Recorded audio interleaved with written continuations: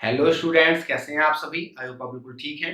मैं स्वागत करता हूं आपका साइंस गुरु मंत्रा में। इस वीडियो के अंदर हम करने वाले हैं students periodic classification of elements के एनसीईआरटी क्वेश्चन आंसर्स। ठीक है स्टूडेंट्स, हम वीडियोस के अंदर अभी जो चल रहा है प्लेलिस्ट एनसीईआरटी क्वेश्चन आंसर्स की, उसमें हम कंप्लीट क्वेश्चन आंसर्स को कवर करते हैं, जिस वजह से वीडियो थोड़ी सी लंबी हो जाती है। सो आप लोगों से रिक्वेस्ट है कि वीडियो को बिना स्किप करे देखना है, जिससे कि आपको पूरा कंटेंट डिलीवर हम कर पाए। ठीक है जी। सो चलो बिना किसी देरी के शुरू करते हैं स्टूडेंट्स आज की ज्ञान धन की बातें। Let's start. पहला क्वेश्चन है, did Dobereiner triads also exist in the columns of the Newlands octaves. जो न्यूलैंड का ऑक्टेव है, न्यूलैंड एक साइंटिस्ट है जिन्होंने पीरियोडिक टेबल बनाई थी, जिसमें ऑक्टेव रूल उन्होंने दिया था। तो पूछा गया है कि जो डॉर्नर ट्राइड्स न्यूलैंड्स के ऑक्टेव में भी मौजूद हैं, कंपेयर करना है और फाइंड आउट भी करना है। तो हाँ, वो थे। Yes, Dobereiner triads also existed in the columns of the Newlands octave. Example के तौर पे है LINANK, lithium, sodium and potassium. ठीक है जी। सो जब न्यूलैंड्स ने इन्हीं एलिमेंट्स को बांटा था, तो इन एलिमेंट्स के बीच में उन्होंने 7-7 एलिमेंट्स का गैप रखा था। If we consider lithium Li is the first element, then the sodium Na is 8th element। और अगर हम बात करते हैं कि हम सोडियम को पहला एलिमेंट मान लेते हैं, ठीक है, तो जो पोटेशियम है वो 8th एलिमेंट हो जाएगा।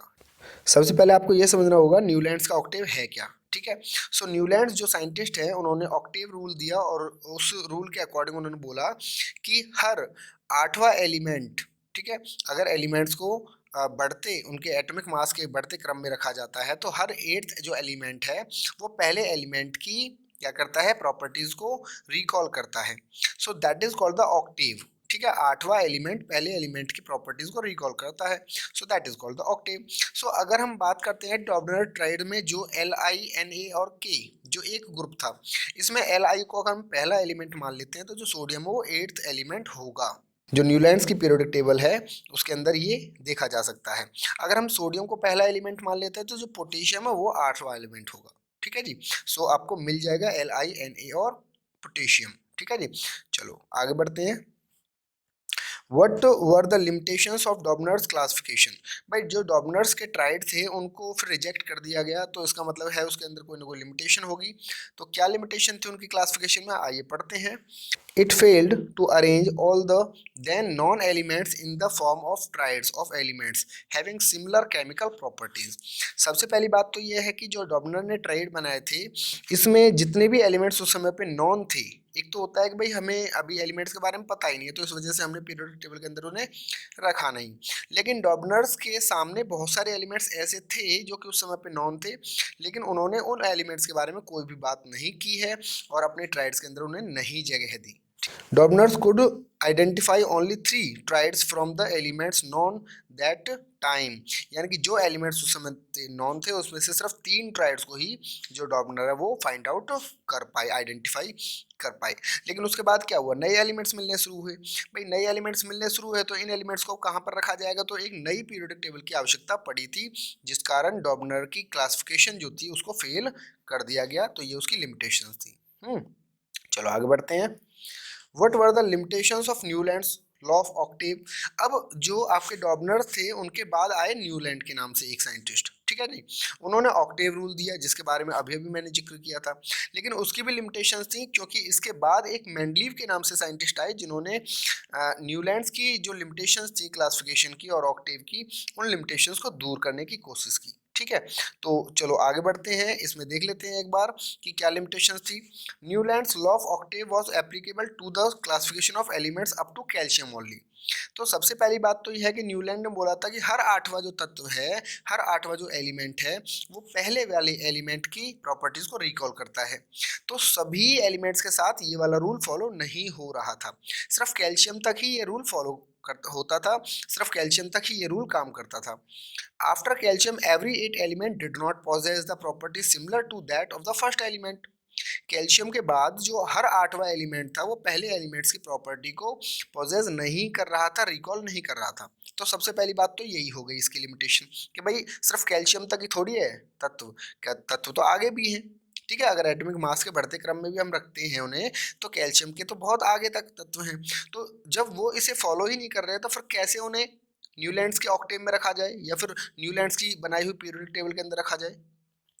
दूसरी जो उसकी लिमिटेशन थी वो ये थी कि Newlands assumed that only the 56 elements existed in the nature. Newlands ने समझा था, न्यूलैंड्स ने माना था कि सिर्फ 56 एलिमेंट्स ही नेचर के अंदर एग्जिस्ट करते हैं and no more elements would be discovered, है ना, आगे फ्यूचर में कोई भी एलिमेंट डिस्कवर नहीं होगा। बट लेटर ऑन क्या हुआ, several new elements were discovered whose properties did not fit into Newlands law of octave. ठीक है जी। तो सबसे पहली बात तो कैल्शियम, कैल्शियम तक ही ये रूल फॉलो होता था, इसके बाद के जो एलिमेंट्स थे वो ये रूल फॉलो नहीं करते थे। तो पहली बात तो यहीं पर रिजेक्ट हो जानी चाहिए। दूसरी बात, न्यूलैंड ने क्या किया कि ये समझा था कि भाई 56 एलिमेंट्स उस समय नॉन है, तो 56 ही एलिमेंट्स इन फ्यूचर भी होंगे, कोई और नया एलिमेंट नहीं मिलेगा। लेकिन फिर मिलने स्टार्ट हुए तो उनको कहाँ पर रखा जाए, तो इस वजह से न्यूलैंड्स के ऑक्टेव को छोड़कर एक नई पीरियोडिक टेबल की आवश्यकता पड़ी। ठीक है जी, चलो आगे बढ़ते हैं। Use Mendele's periodic table to predict the formula for the oxides of the following elements K, C, Al, Si and Ba. So Mendele's की periodic table को आपको यूज करना है फॉर्मूले देखने के लिए, किसके ऑक्साइड्स के, किस ऑक्साइड्स के, जो आपको एलिमेंट्स यहाँ पर दे रखे हैं। देखिए सबसे पहले आप ये समझ लीजिए, मेंडलीव ने अपनी पीरियोडिक टेबल बड़े अच्छे तरीके से डिजाइन की है। ठीक है जी। मेंडलीव ने ऐसे ही नहीं बोल दिया है कि भाई किसी को कहीं पर भी रख दो या फिर ट्राइड्स बना देते हैं या फिर संगीत के स्वरों के हिसाब से अरेंज कर देते हैं, ऐसा नहीं किया। मेंडलीव ने हर एलिमेंट को उसकी प्रॉपर्टीज के आधार पे पीरियोडिक टेबल के अंदर असेंबल करने की कोशिश की, एडजस्ट करने की कोशिश की है। ठीक है, जिसके लिए उन्होंने हर एलिमेंट को ऑक्सीजन के साथ रिएक्ट किया और ऑक्साइड्स बनाए, और हाइड्रोजन के साथ रिएक्ट किया तो हाइड्राइड्स बनाए। अभी जो क्वेश्चन की डिमांड है वो ये पूछ रहा है कि भाई मेंडलीव की पीरियोडिक टेबल को आपको यूज करके प्रिडिक्ट करना है वो फॉर्मूला जो कि ये एलिमेंट्स ऑक्साइड्स बनाते समय फॉलो करेंगे। ठीक है जी। तो मैं एक बार आपको फॉर्मूले बता देता हूँ, इन फॉर्मूलों को मैं जस्टिफाई करता हूँ मेंडलीव्स की पीरियोडिक टेबल को दिखाकर आपको। ठीक है, सो ये है मेंडलीव की पीरियोडिक टेबल। ठीक है जी, ये आपको आपकी बुक के अंदर भी मिल जाएगी। अगर हम बात करते हैं पोटेशियम की, तो जो पोटेशियम है वो है आपका फर्स्ट ग्रुप के अंदर। ठीक है, फर्स्ट ग्रुप में ये रहा पोटेशियम। अब यहाँ पर अगर आप ध्यान से देखेंगे तो यहाँ पे ऑक्साइड्स और हाइड्राइड्स के फॉर्मूले लिखे हुए हैं ये वाले। ठीक है, अगर हम बात करते हैं ऑक्साइड्स के फॉर्मूले, तो यहाँ पे लिखा है R2O, सेकंड ग्रुप में RO है, थर्ड ग्रुप में R2O3 है, फोर्थ ग्रुप में RO2 है, ऐसे ही फिर आगे हैं, आप आगे भी देख सकते हैं। ठीक है, अभी हम बात कर रहे हैं पोटेशियम की, तो जो R है वो ग्रुप का कोई भी एलिमेंट हो सकता है। ठीक है, यहाँ पर हमसे पूछा था पोटेशियम, सो हम R की जगह पे पोटेशियम रखेंगे तो हमारा फॉर्मूला बनेगा K2O। ठीक है, इस K2O को मैंने यहाँ पर दिखाया है। ठीक है, अगर हम बात करते हैं कार्बन की, तो कार्बन आपको मिल जाएगा फोर्थ ग्रुप में, ये बैठा हुआ। ठीक है जी, इसका जो ऑक्साइड्स का फॉर्मूला है वो बनता है RO2, तो कार्बन रिप्लेस कर देगा R को, तो फॉर्मूला बनेगा CO2। ये CO2 मैंने यहाँ पर रिप्रेजेंट कर रखा है। ठीक है जी, अगर हम बात करते हैं एल्यूमिनियम की, तो एल्यूमिनियम आपका थर्ड ग्रुप में बैठा हुआ है, ये वन। ठीक है जी, एल्यूमिनियम थर्ड ग्रुप में है और फॉर्मूला बन रहा है ऑक्साइड्स का क्या, R2O3। सो R की जगह पे आप लगा दोगे क्या, Al, तो बन जाएगा Al2O3। ये मैंने यहाँ पर आपको दिखा रखा है। ठीक है जी, और अगर हम बात करते हैं किसके बारे में, Si के बारे में, सो Si आपको मिल जाएगा कहाँ पर, यहाँ पर कार्बन वाले ही ग्रुप में, कार्बन वाले ही ग्रुप में। सो Si ये है, Si के ऊपर देखते हैं तो ऑक्साइड्स का फॉर्मूला RO2 है, सो R की जगह पे S रखना है, Si रखना है। ठीक है, तो Si आप रखेंगे तो Si रखने पर फॉर्मूला बन जाएगा SiO2, ये मैंने आपको यहाँ पर दिखाया हुआ है। और अगर हम बात करते हैं BaO की, तो आप सेकंड ग्रुप में आगे की तरफ चलेंगे तो सेकंड ग्रुप में आपको लास्ट में मिल जाएगा Ba। ठीक है, ऑक्साइड्स आप देखेंगे तो बन रहा है RO, R की जगह पे आपको क्या रखना है, Ba रखना है, और Ba रखने पे फॉर्मूला बन जाता है BaO। ये मैंने आपको यहाँ पर रिप्रेजेंट कर रखा है। ठीक है जी, सो आप अगर देखते हैं तो मेंडलीव ने अपनी पीरियोडिक टेबल को बड़े खास तरीके से तैयार किया। आज अगर हम मॉडर्न पीरियोडिक टेबल के अंदर बात करते हैं तो मॉडर्न पीरियोडिक टेबल भी मेंडलीव की ही सुधरी हुई पीरियोडिक टेबल है। एक्चुअली मेंडलीव ने भी कुछ कमियां अपनी पीरियोडिक टेबल के अंदर रख दी थी। उन्होंने अपनी तरफ से पूरी कोशिश की कि बेहतर से बेहतर पीरियोडिक टेबल बनाई जाए, लेकिन क्योंकि कुछ चीज़ों का ज्ञान उस समय पे नहीं था तो इस वजह से कुछ परेशानियां जो थी वो मेंडलीव की पीरियोडिक टेबल में भी रह गई थी, जो कि हमने मॉडर्न पीरियोडिक टेबल में निकाल दी हैं। ठीक है। सो आई होप आपको बिल्कुल क्लियर हो गया होगा कि कोई एलिमेंट जब ऑक्सीजन के साथ रिएक्शन करता है और ऑक्साइड्स बनाता है तो वो ऑक्साइड्स के फॉर्मूले कहाँ से आप उठा सकते हैं, कहाँ से आप फॉलो कर सकते हैं।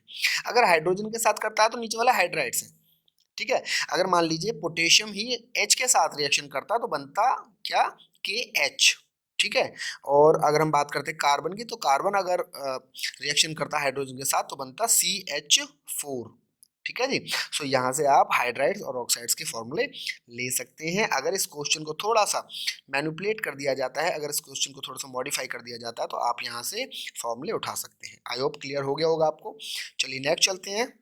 Beside gallium, which other elements have since been discovered that were left by Mendeleev in his periodic table? ठीक है जी। मेंडलीव ने अपनी पीरियोडिक टेबल के अंदर कौन से दो ऐसे एलिमेंट्स को छोड़ दिया था, आपको गैलियम को छोड़ देना है। इसके अलावा तो एक था आपका स्कैंडियम और दूसरा था आपका जर्मेनियम, ठीक है। सो स्कैंडियम और जर्मेनियम जो थे वो ऐसे एलिमेंट्स थे जो कि मेंडलीव ने अपनी पीरियोडिक टेबल में छोड़ दिए थे, रह गए थे उससे, क्योंकि उस समय पे ये नॉन नहीं थे, ठीक है। चलो आगे बढ़ते हैं। What were the criteria used by Mendeleev in creating his periodic table. देखो ये आ गया वो जो मैंने अभी अभी डिस्कस किया।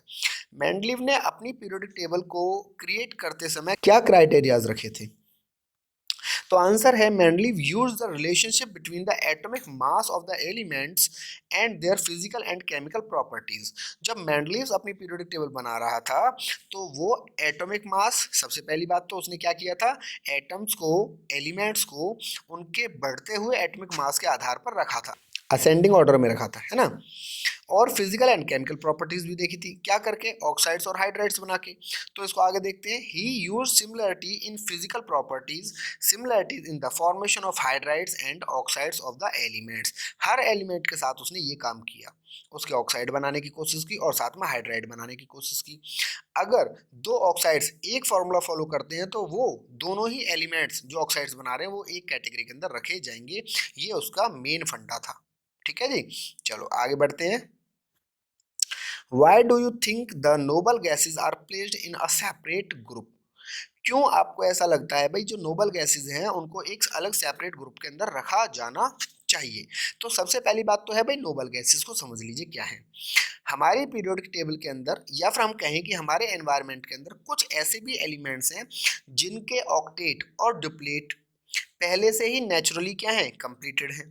तो उन्हें ना तो इलेक्ट्रॉन देने की जरूरत पड़ती है और ना इलेक्ट्रॉन लेने की जरूरत पड़ती है, ठीक है जी। सो इसका मतलब क्या है कि केमिकली वो इनर्ट हो जाते हैं, ना तो इलेक्ट्रॉन शेयर करेंगे किसी के साथ, ना देंगे ना किसी से लेंगे। तो किसी के साथ रिएक्शन ही नहीं करेंगे, रिएक्शन नहीं करेंगे इनर्ट हो जाएंगे, अभिक्रियाशील हो जाएंगे। तो पीरियोडिक टेबल के अंदर उन्हें एक अलग जगह दे देनी चाहिए, क्योंकि वो ना तो मेटल्स की तरह बिहेव करते, ना नॉन मेटल्स की तरह बिहेव करते, ना मेटलॉइड्स की तरह बिहेव करते। आंसर एक बार देखते हैं। Noble gases are chemically inert, chemically तो ये इनर्ट हैं, अक्रियशील हैं। Are present in atmosphere in extremely low concentration, और बहुत कम क्वांटिटी में ये मौजूद हैं। Therefore, owing to their similar inert behavior and similar electronic configuration, they are justified to be placed in a separate group. यही कारण है कि उनकी सिमिलर प्रॉपर्टीज को देखते हुए, सिमिलर बिहेवियर को देखते हुए, सिमिलर इलेक्ट्रॉनिक कॉन्फ़िगरेशन को देखते हुए उन्हें एक अलग सेपरेट ग्रुप के अंदर रख देना चाहिए। ये ठीक है, ठीक है। चलो आगे बढ़ते हैं। How could the modern periodic table remove various anomalies of Mendeleev's periodic table? Anomalies मतलब कमियां जो हैं। जो मेंडलीव की पीरियोडिक टेबल है, उस पीरियोडिक टेबल के अंदर जो मौजूद कमियां हैं, उन कमियों को मॉडर्न पीरियोडिक टेबल ने कैसे रिमूव कर दिया। इस क्वेश्चन को करने से पहले सबसे पहले स्टूडेंट्स आपको इस चैप्टर को अच्छे से पढ़ना पड़ेगा, यानी कि आपको सबसे पहले तो ये पता करना पड़ेगा कि मेंडलीव की पीरियोडिक टेबल के अंदर कौन सी कमियां थी। जब कमियां पता लगेंगी तभी तो उन्हें हम दूर करेंगे। तो एक बार देख लेते हैं। The modern periodic table is based on the atomic number while Mendeleev's periodic table was based on the atomic mass. Mendeleev ने अपनी पीरियोडिक टेबल जिस समय पे अरेंज की तो उस समय पे मेंडलीव ने अपनी पीरियोडिक टेबल के अंदर एलिमेंट्स को उनके बढ़ते हुए एटॉमिक मास के आधार पर रखा, ठीक है। सबसे पहले छोटे, फिर उससे बड़े, फिर उससे बड़े, यानी कि धीरे धीरे जैसे जैसे एटॉमिक मास बढ़ता है तो इस तरह से वो उन्हें आगे की तरफ रखता हुआ जा रहा है। लेकिन मॉडर्न पीरियोडिक टेबल के अंदर एटॉमिक नंबर को बेस बनाया गया और बढ़ते हुए एटॉमिक नंबर के आधार पे एलिमेंट्स को अरेंज किया गया है, ठीक है। दूसरा था isotopes of an elements have same number of proton, so they are allotted the same position in the modern periodic table. Isotopes के बारे में बात करते हैं तो आइसोटॉप्स ऐसे एलिमेंट्स होते हैं जिनके एटॉमिक नंबर तो होते हैं सेम, ठीक है, लेकिन उनके मास नंबर होते हैं अलग अलग। अब अगर हम मेंडलीव की पीरियोडिक टेबल के अंदर बात करते हैं तो मेंडलीव की पीरियोडिक टेबल के अंदर मास नंबर अलग होने के कारण उन्हें अलग अलग ग्रुप्स के अंदर रखा गया, लेकिन क्योंकि आइसोटॉप्स जो होते हैं उनकी केमिकल प्रॉपर्टी एक जैसी होती हैं तो इस वजह से उन्हें एक ही ग्रुप के अंदर रखा जाना चाहिए, है कि नहीं। अभी हुआ क्या है यहाँ पर कि जो मॉडर्न पीरियोडिक टेबल है, मॉडर्न पीरियोडिक टेबल के अंदर किसी भी एलिमेंट के जो आइसोटॉप उनके सेम नंबर प्रोटॉन्स वेरीफाई करके उन्हें एक ही पोजीशन में अलॉट कर दिया गया है, ठीक है ना जी। जैसे मान लीजिए अगर हाइड्रोजन के हम बात करते हैं आइसोटॉप्स हैं, तो हाइड्रोजन के आइसोटॉप्स पहले ग्रुप के पहले वाले पीरियड में ही आपको मिल जाएंगे सारे के सारे। आपको वहाँ पे एक H दिखाई देगा, लेकिन उस H के साथ जो जितने भी उसका आइसोटॉप्स है वो भी वहीं पर ही रखे जाने हैं, ठीक है जी। मेंडलीव की पीरियोडिक टेबल के अंदर आइसोटॉप्स के लिए कोई जगह नहीं बनाई गई थी। तीसरी जो प्रॉब्लम थी मेंडलीव की पीरियोडिक टेबल के अंदर, cobalt and nickel are placed at 9th and 10th position. जो कोबाल्ट और निकल हैं वो 9th एंड 10th पोजीशन पे रखे गए थे। मेंडलीव की अगर पीरियोडिक टेबल को आप देखोगे तो जो आपके निकल एंड कोबाल्ट जो मेटल्स हैं वो 9th एंड 10th पोजीशन पे रखे गए हैं, जबकि कोबाल्ट और निकल जो है वो एक जैसी प्रॉपर्टी शो करते हैं तो उनको अलग अलग पोजीशंस पे रखने की आवश्यकता ही नहीं है, ठीक है। सो मॉडर्न पीरियोडिक टेबल के अंदर इसको सुधार दिया गया। जो चौथी प्रॉब्लम थी वो hydrogen has been allotted special position, ठीक है, जो हाइड्रोजन है उसको स्पेशल पोजीशन दे दी गई, जबकि मेंडलीव की पीरियोडिक टेबल के अंदर जो हाइड्रोजन है वो फर्स्ट पोजीशन पे बैठा हुआ है जैसा कि मॉडर्न पीरियोडिक टेबल के अंदर है। लेकिन मॉडर्न पीरियोडिक टेबल को अगर आप ध्यान से देखेंगे तो आपको पता चलेगा कि हाइड्रोजन पीरियोडिक टेबल के बाहर है, ना कि पीरियोडिक टेबल के मेन ग्रुप के अंदर है, ठीक है। सो स्पेशल पोजीशन दे दी गई है। हाइड्रोजन की पोजीशन क्यों वहां पे थी मेंडलीव ने इस बात को भी नहीं बताया था, तो जो मॉडर्न पीरियोडिक टेबल है इसके अंदर इसको अच्छे से जस्टिफाई कर दिया गया है, ठीक है ना जी। It is placed at the top of alkali metals in the first group के फर्स्ट पीरियड के अंदर जो एल्कली मेटल्स हैं उनमें इसको रख दिया गया है। हल्का सा अलग है अगर आप ध्यान से देखेंगे उसे, ठीक है जी। चलो चलो नेक्स्ट क्वेश्चन पे चलते हैं। Name two elements you would expect to show chemical reactions similar to the magnesium. What is the basis for your choice? आपको क्या करना है, आप मॉडर्न पीरियोडिक टेबल ले लीजिए या फिर मेंडलीव की पीरियोडिक टेबल ले लीजिए, उसमें से आपको दो ऐसे एलिमेंट्स को निकालना है जो एलिमेंट्स मैग्नीशियम की जैसी प्रॉपर्टी शो करते हो। तो सीधी सी बात है भाई कि अगर मैग्नीशियम की जैसी प्रॉपर्टी शो करनी है तो मैग्नीशियम के जैसे ही आउटर मोस्ट शेल के अंदर दो इलेक्ट्रॉन्स मिलने चाहिए, ठीक है जी, जिससे कि वो दो इलेक्ट्रॉन्स को उसी तरह से किसी को दे पाए जिस तरह से मैग्नीशियम दे देता है, ठीक है। आंसर एक बार देख लेते हैं, beryllium Be and calcium Ca, ठीक है। सो कैल्शियम एंड बेरिलियम इसका आंसर है। बोथ Be, अगर बेरिलियम के बारे में बात करते हैं तो एटॉमिक नंबर है 4, ठीक है, इलेक्ट्रॉनिक कन्फिगरेशन बन जाएगी 2 and 2। मैग्नीशियम का एटॉमिक नंबर होता है 12, उसकी इलेक्ट्रॉनिक कन्फिगरेशन बन जाती है 2 8 2, तो आउटर मोस्ट शेल के अंदर है 2 इलेक्ट्रॉन। अगर बेरिलियम के बारे में बात करते हैं तो आउटर मोस्ट शेल के अंदर है 2 इलेक्ट्रॉन, और अगर कैल्शियम के अंदर बात करते हैं तो कैल्शियम का एटॉमिक नंबर है जी 20, ठीक है। इसकी इलेक्ट्रॉनिक कन्फिगरेशन देखते हैं तो 2 8 8 2, तो इसके आउटर मोस्ट शेल के अंदर भी 2 ही इलेक्ट्रॉन है। यानी कि जब मैग्नीशियम किसी को इलेक्ट्रॉन डोनेट करेगा तो वो 2 इलेक्ट्रॉन डोनेट करेगा। अगर बेरिलियम के बारे में बात करते हैं तो ये भी 2 इलेक्ट्रॉन डोनेट करेगा, और कैल्शियम के बारे में बात करते हैं तो ये भी 2 ही इलेक्ट्रॉन डोनेट करने वाला है। तो इसका मतलब है कि केमिकली दे आर सिमिलर, ठीक है जी। इसी कारण बेरिलियम और कैल्शियम को हमने चुना है यहाँ पर, ठीक है। Both Be and Ca react with oxygen to give basic oxides BeO and MgO, ठीक है। और कैल्शियम के बारे में बात करते हैं तो CaO, ठीक है जी। चलो हम आगे बढ़ जाते हैं। आई थिंक आपको क्लियर हो गया होगा। स्टूडेंट्स, अगर कोई ऐसा व्यूअर है हमारा जिसको कोई क्वेरी होती है तो कमेंट बॉक्स में अपनी क्वेरी बताए, मैं पूरी कोशिश करता हूँ कि उसे क्लियर कर दिया जाए। जो हमारे नए व्यूअर्स हैं वो बेल आइकन को भी दबा दें, पहले सब्सक्राइब करें फिर बेल आइकन को दबा दें, जिससे कि हमारी आने वाली जो नई वीडियोज़ होती हैं उनकी नोटिफिकेशन भी उन्हें सबसे पहले मिल जाए। चलो बढ़ जाते हैं आगे की तरफ।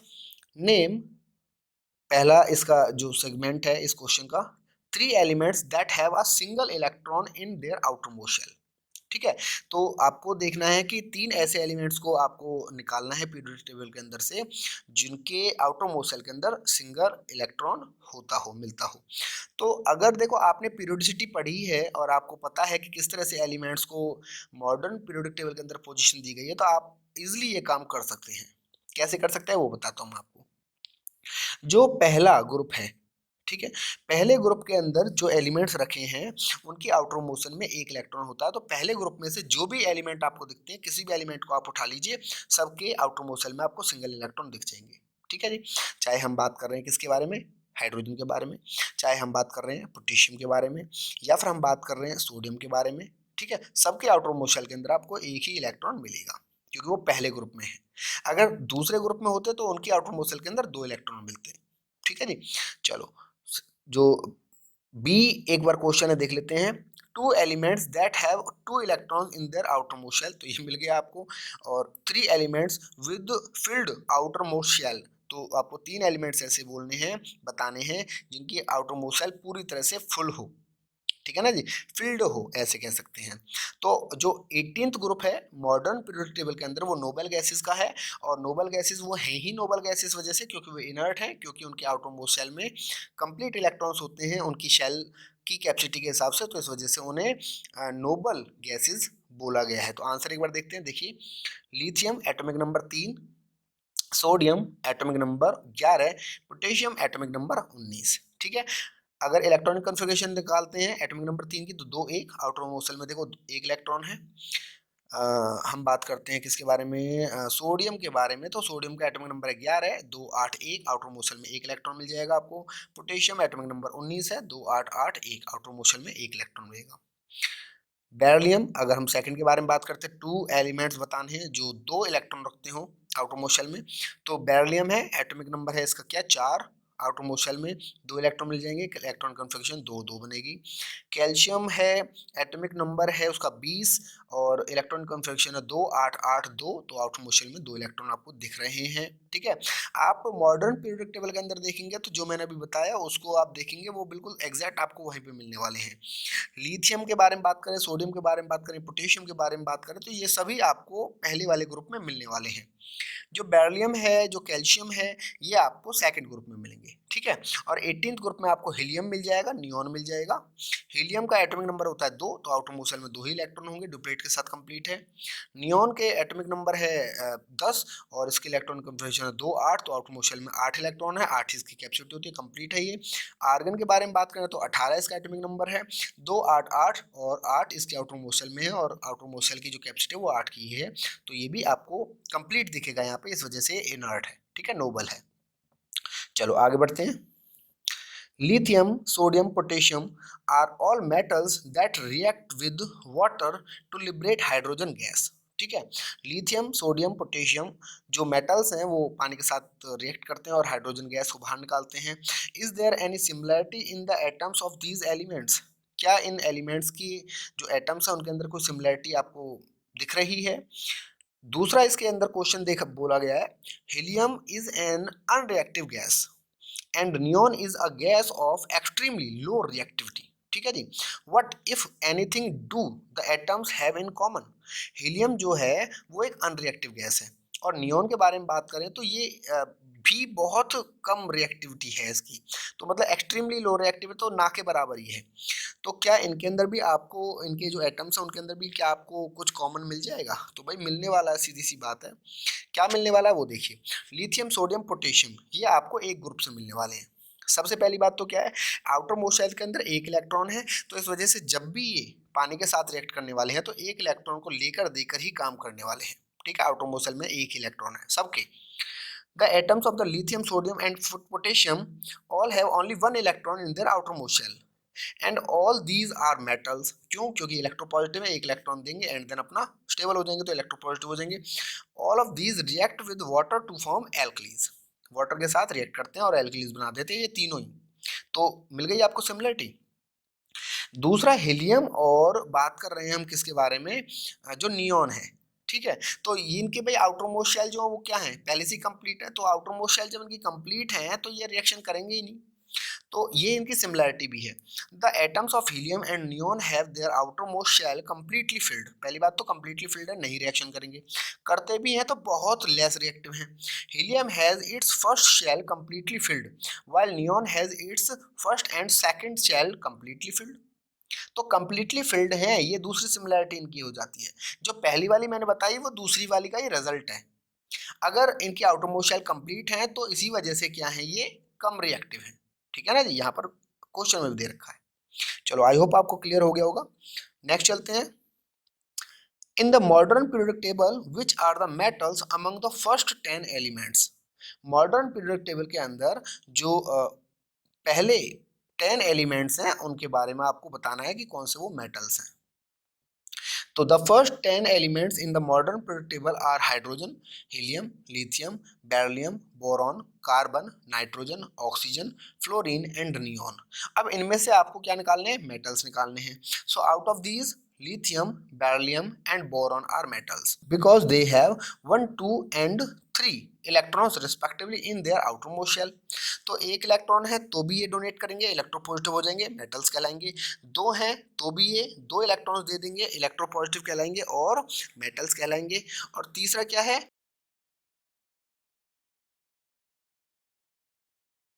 जो आपको बोरोन है उसमें 3 इलेक्ट्रॉन्स आपको मिलते हैं आउटर मोशन में, तो ये भी 3 इलेक्ट्रॉन देगा और इलेक्ट्रोपॉजिटिव कहलाएगा। ठीक है, इलेक्ट्रोपॉजिटिव कहलाएगा तो इस वजह से क्या है, ये मेटल कहलाएगा। चलिए नेक्स्ट चलते हैं। By considering their position in the periodic table, which one of the following element would you expect to have maximum metallic characteristics? ये आपको कुछ क्या दे रखे हैं, यहाँ पे एलिमेंट्स दे रखे हैं। आपको बोला है कि भाई आपको क्या करना है, पोजीशन निकालनी है इनकी पीरियोडिक टेबल के अंदर। ठीक है, और फिर आपको ये बताना है कि इनमें से मैक्सिमम मेटालिक कैरेक्टर किसका होगा। जो बेरिलियम है ये इसका आंसर है। In the periodic table the element placed on the left show maximum metallic characteristics. अगर हम मॉडर्न पीरियोडिक टेबल देखते हैं तो मॉडर्न पीरियोडिक टेबल में जो लेफ्ट की तरफ जितने भी एलिमेंट्स रखे गए हैं सभी मेटल्स हैं और टॉप क्लास मेटालिक कैरेक्टर्स वो शो करते हैं। जैसे ही हम लेफ्ट से राइट की तरफ जाना शुरू करते हैं तो मेटालिक कैरेक्टर्स जो हैं वो घटते हुए चले जाते हैं। तो इसका मतलब लेफ्ट में, जितना लेफ्ट में आप जाएंगे मॉडर्न पीरियोडिक टेबल के अंदर तो वहाँ पर आपको क्या मिलने वाले हैं, अच्छे खासे मेटल्स मिलने वाले हैं। सो अगर हम बी के बारे में बात करते हैं यानी कि बेरिलियम के बारे में बात करते हैं तो बेरिलियम जो फर्स्ट ग्रुप के अंदर बैठा हुआ है। फर्स्ट ग्रुप का मतलब है पीरियोडिक टेबल का सबसे लेफ्टेस्ट ग्रुप। ठीक है, सो सबसे जो लेफ्ट ग्रुप है वो सबसे अच्छा मेटालिक होगा और यही कारण है कि यहाँ पर इसका आंसर बेरिलियम दिया गया है इन सब में से। ठीक है जी, चलो आगे बढ़ते हैं। स्क्रीनशॉट आप इसका ले सकते हैं, मैंने आपको कॉन्सेप्ट बता दिया है। ठीक है, चलो आगे बढ़ते हैं। नेक्स्ट क्वेश्चन है विच of the following statement is not a correct statement about the trend while going from left to right across the periods of periodic table। ठीक है जी, यहाँ पर थोड़ी सी आपको करेक्शन करनी पड़ेगी, यहाँ पर वैन है। ठीक है, सो जब हम मॉडर्न पीरियोडिक टेबल के अंदर लेफ्ट टू राइट जाते हैं, ठीक है, पीरियड्स में हम लेफ्ट टू राइट जाते हैं तो इनमें से कौन सी स्टेटमेंट जो है वो सही नहीं है आपको बतानी है। सो पहली स्टेटमेंट है the elements become less metallic in nature. ये बिल्कुल ठीक है, लेफ्ट टू राइट जाते हैं तो अभी अभी मैंने बताया कि जो मेटालिक कैरेक्टर्स हैं वो घट जाते हैं। तो यहाँ पर बोला है कि एलिमेंट्स बिकम लेस मेटालिक हो जाते हैं, तो ये सही। चलो बी है, ये सही वाली है ऊपर वाली। तो बी है the number of valence electron increases. Valence electron बढ़ते हुए चले जाते हैं, तो ये भी ठीक है। ठीक है, सी है the atoms lose their electrons more easily. ये मुझे कुछ गड़बड़ लग रही है क्योंकि हम जब लेफ्ट टू राइट जाते हैं तो राइट में मौजूद जो आपके एलिमेंट्स हैं वो अपने इलेक्ट्रॉन्स आसानी से नहीं छोड़ना चाहते। ठीक है, बट चलो फिर भी आगे देखते हैं। The oxides become more acidic. जो ऑक्साइड्स हैं वो और ज़्यादा एसिडिक हो जाते हैं, तो ये सही है। ठीक है, जो मेटल्स होते हैं लेफ्ट में वो ऑक्साइड्स जो बनाते हैं वो बेसिक बनाते हैं और जो नॉन मेटल्स होते हैं जो राइट में हैं वो एसिडिक ऑक्साइड्स बनाते हैं, तो ये वाली तो सही लग रही है। आंसर एक बार देखते हैं, सी इसका आंसर होने वाला है। See the atoms lose their electrons more easily, है ना, ये गलत स्टेटमेंट है। The atoms lose their electrons more easily, जल्दी से नहीं छोड़ेंगे क्योंकि attraction force between the electron and proton काफ़ी अच्छी होती है। तो इस वजह से इलेक्ट्रॉन को वहां से निकाल पाना बड़ा मुश्किल है, ठीक है।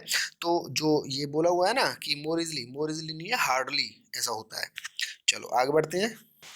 Element X forms a chloride with the formula XCl2, ठीक है।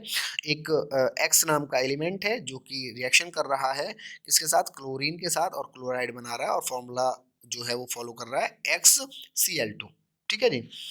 विच is solid with a high melting point, solid है और हाई मेल्टिंग पॉइंट है इस XCl2 का।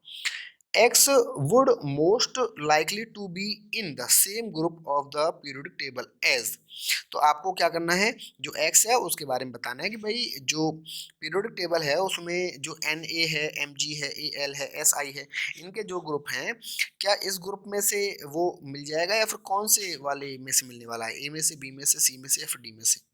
तो इसका आंसर है Mg, ठीक है। जो Mg है वो आपको सेकेंड ग्रुप में मिलता है, और सेकेंड ग्रुप के जो क्लोराइड्स हैं वो फॉर्मूला यूज करते हैं XCl2, ठीक है जी। तो MgCl2 इसका फॉर्मूला बनने वाला है, तो जो X नाम का एलिमेंट है वो है जी आपका Mg, ठीक है, क्लियर है। चलो आगे बढ़ते हैं।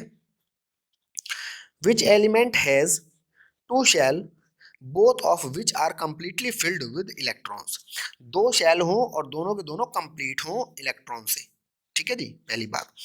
दूसरा इसके अंदर क्वेश्चन है द इलेक्ट्रॉनिक कॉन्फ़िगरेशन 282, ठीक है। इलेक्ट्रॉनिक कॉन्फ़िगरेशन 282 हो, एक ऐसे तत्व के बारे में आपको जानकारी देनी है।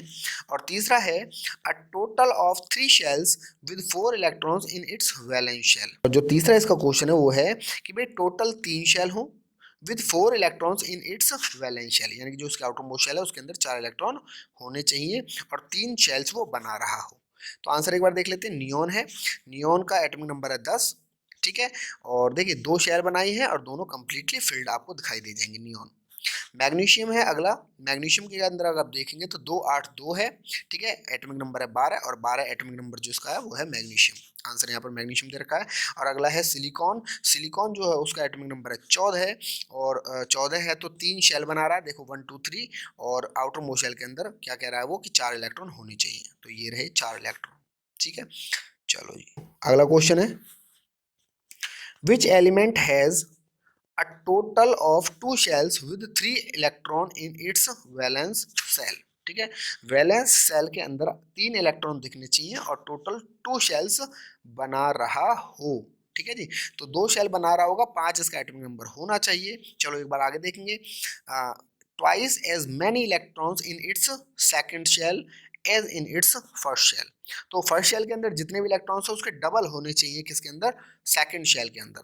तो पहले के अंदर 2 होते हैं तो अगले के अंदर 4 होने चाहिए, ठीक है जी। सो इसका एटॉमिक नंबर 6 बन जाएगा। चलो देखते हैं, देखिए ये रहा। बोरॉन एटॉमिक नंबर 5 है, 2 3, 2 शेल बनाई, पहली शेल में 2 इलेक्ट्रॉन, दूसरी शेल में 3 इलेक्ट्रॉन। ऊपर वाला जो हमारा क्वेश्चन है उसकी डिमांड को पूरा कर रहा है। और जो ई है उसका आंसर है कार्बन, इसका एटॉमिक नंबर है 6, पहली शेल के अंदर 2 इलेक्ट्रॉन और दूसरी शेल के अंदर 2 के डबल 4 इलेक्ट्रॉन आपको दिख जाएंगे, तो एटॉमिक नंबर हो जाएगा 6, ठीक है। तो देखो ये कुछ ऐसे क्वेश्चंस हैं जब आप इन्हें ट्राई करेंगे तब ये समझ में आपको आएंगे, ठीक है। चलो आगे बढ़ते हैं। What property do all elements in the same column of the periodic table as boron have in common, तो बोरॉन जो है उसकी आउटर मोस्ट शेल के अंदर आपने अभी भी देखा 3 इलेक्ट्रॉन होते हैं, तो वो जो वैलेंसी है उसकी वो 3 है, ठीक है।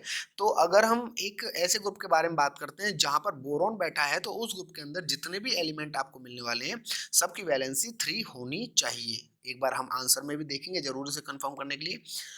20 का जो क्वेश्चन है वो कह रहा है कि भाई what property do all elements in the same column of the periodic table as fluorine, तो फ्लोरीन जो होता है उसकी वैलेंसी होती है 1, क्यों, क्योंकि उसकी आउटर मोस्ट शेल के अंदर होते हैं 7 electron.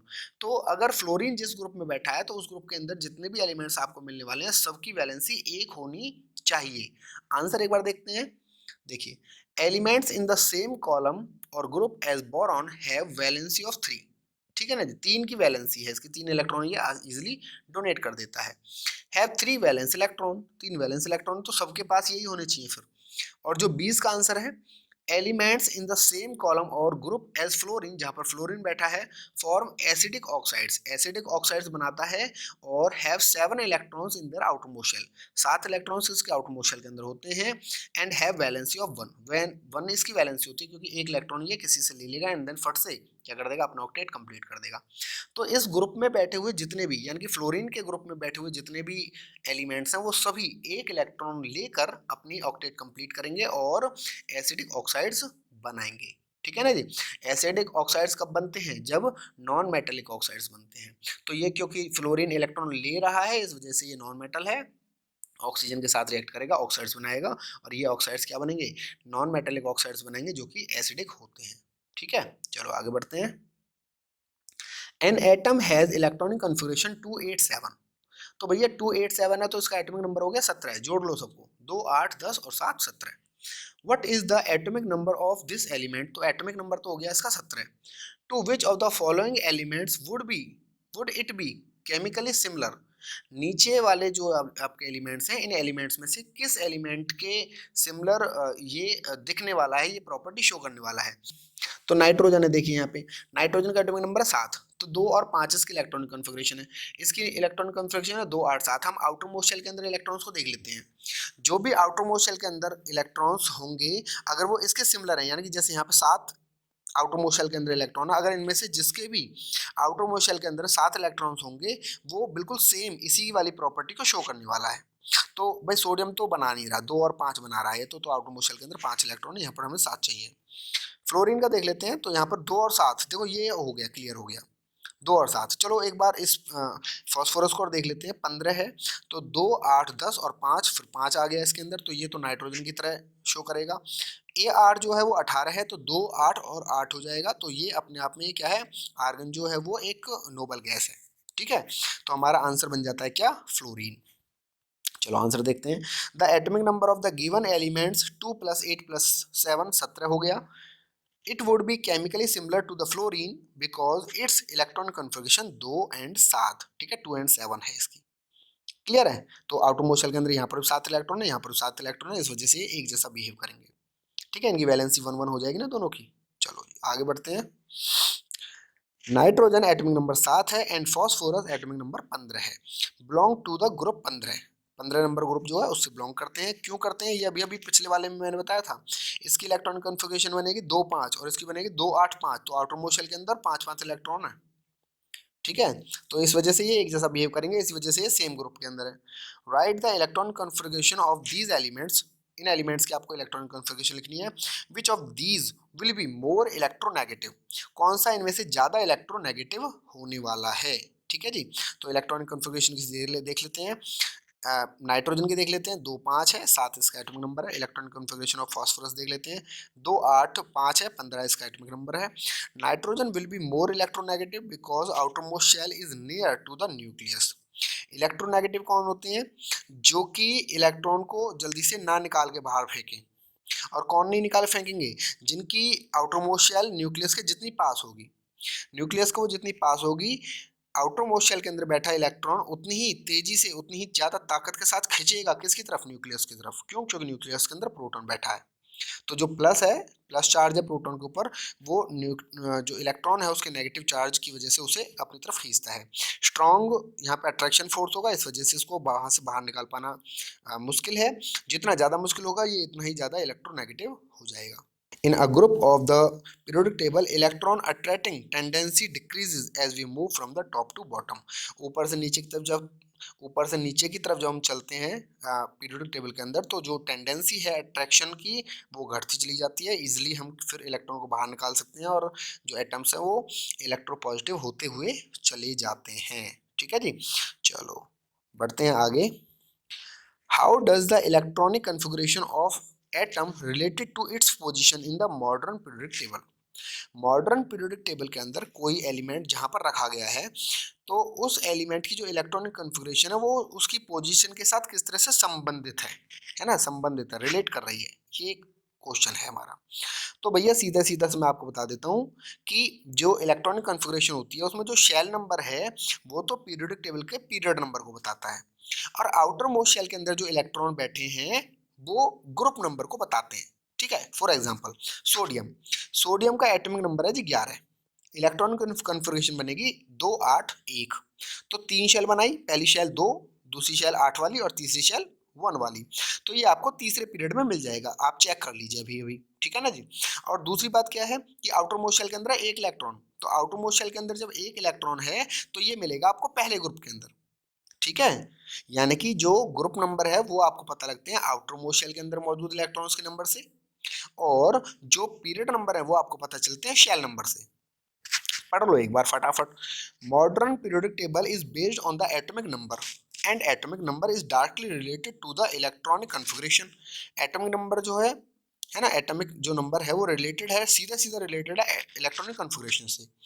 One can find the group number and the period number of an element on the basis of electronic configuration. For example, if an element has 1 or 2 electrons in outermost shell, then it would be belong to the group 1 and group 2. अभी अभी जो बताया था।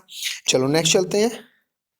In the modern periodic table, calcium atomic number 20 है, is surrounded by elements with atomic number 12, 19, 21 and 38।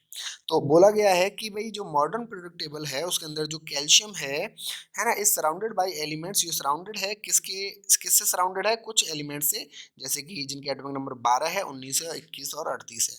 Which of these have physical and chemical properties resembling calcium.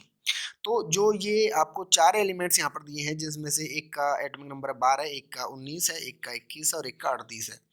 तो इनमें से कौन सा ऐसा एलिमेंट है जो कि कैल्शियम की प्रॉपर्टीज को शो करेगा, रिजेंबल करेगा, है भैया। तो कैल्शियम का एटॉमिक नंबर कितना होता है, कैल्शियम का एटॉमिक नंबर है 20, दे रखा है यहाँ पे। इलेक्ट्रॉनिक कन्फिग्रेशन बन जाएगी क्या, 2 8 8 2, ठीक है ना जी। तो आउटर मोस्ट शेल के अंदर मिलेंगे 2 इलेक्ट्रॉन आपको। अब देख लीजिए जो 12 है, 19 है, 21 और 38 है, इनकी इलेक्ट्रॉनिक कन्फिग्रेशन निकाल लीजिए, आसान सा क्वेश्चन है, ठीक है जी। और जैसे ही आप इनकी इलेक्ट्रॉनिक कन्फिग्रेशन निकालेंगे तो इनमें से जिसकी भी आउटर मोस्ट शेल के अंदर 2 इलेक्ट्रॉन आपको मिल जाएंगे, है ना, कैल्शियम की ही तरह, वो कैल्शियम की प्रॉपर्टीज को रिजेंबल कर देंगे, ठीक है। एक बार इसकी इलेक्ट्रॉनिक कन्फिग्रेशन देख लेते हैं पहले अच्छे से। जो 12 नंबर है उसकी इलेक्ट्रॉनिक कन्फिग्रेशन 2 8 2, तो ये तो चलो कर गया पहला ही, है ना, आपका मिल गया है आपको। एटॉमिक नंबर 19 है, उसका इलेक्ट्रॉनिक कन्फिग्रेशन 2 8 8 1, ये गलत है, इसका नहीं करेंगे, ये प्रॉपर्टी शो नहीं करेगा कैल्शियम वाली। एटॉमिक नंबर 20 वाले की 2 8 8 2, ये कट जाएगा क्योंकि आउटर मोस्ट शेल के अंदर 2 इलेक्ट्रॉन है। एटॉमिक नंबर जिसका 21 है उसका 2 8 8 3 है, तो ये भी नहीं करेगा क्योंकि आउटर मोस्ट शेल के अंदर 3 इलेक्ट्रॉन है, 2 होते तो काम चल जाता। एटॉमिक नंबर 38 है, इसकी इलेक्ट्रॉनिक कन्फिग्रेशन है 2 8 18 8 2, तो इसके आउटर मोस्ट शेल के अंदर भी 2 इलेक्ट्रॉन आपको मिल रहे हैं, यानी कि 38 वाला, 20 वाला और 12 वाला, ठीक है। ये 3 एलिमेंट्स ऐसे हैं जो कि कैल्शियम की जैसी प्रॉपर्टी शो करेंगे।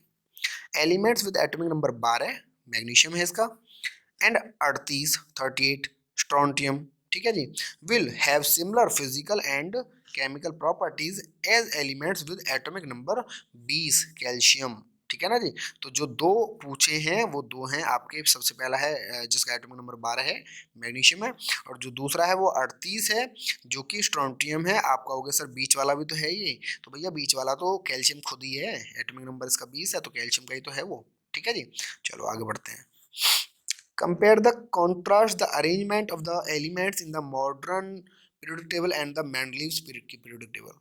तो मेंडलीव की पीरियोडिक टेबल है, मॉडर्न पीरियोडिक टेबल है, इसके आपको क्या करना है, कंपेयर कर लेना है, ठीक है। सो अच्छा एक क्वेश्चन है और फ्रिक्वेंटली आता है, ये देख लेते हैं टेबल के रूप में। मेंडलीव की पीरियोडिक टेबल आपको लेफ्ट हैंड साइड दिख रही है, मॉडर्न पीरियोडिक टेबल आपको राइट हैंड साइड दिख रही है। तो भैया पहला अंतर देखिए कि जो मेंडलीव की पीरियोडिक टेबल है उसमें 6 पीरियड हैं, 8 ग्रुप हैं। मॉडर्न पीरियोडिक टेबल के अंदर 7 पीरियड है, 18 ग्रुप हैं। मेंडलीव की पीरियोडिक टेबल के अंदर गैस जो थी इनर्ट गैस वो नहीं इंक्लूडेड थी क्योंकि मिली नहीं थी वो समय तक।